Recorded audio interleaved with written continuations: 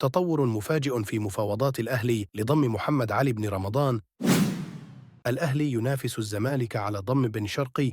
اقترب مسؤول النادي الأهلي من حسم انضمام محمد علي بن رمضان لاعب فريق فرنك فاروزي المجري للفريق الأحمر خلال الميركاتو الصيفي الجاري.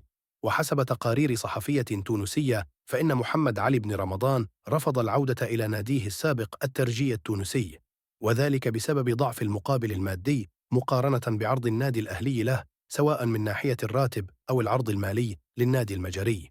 واقترب مسؤولو النادي الأهلي من ضم محمد علي بن رمضان، والذي تم فتح خط مفاوضات معه منذ فترة، إلا أن ناديه المجري فرنك فاروزي طلب من مسؤولي الأحمر وقف المفاوضات لحين الانتهاء من مباراة ميتلاند الدنماركي المقرر لها مساء اليوم، وهي المباراة المؤهلة للمشاركة في دوري أبطال أوروبا الموسم الجديد.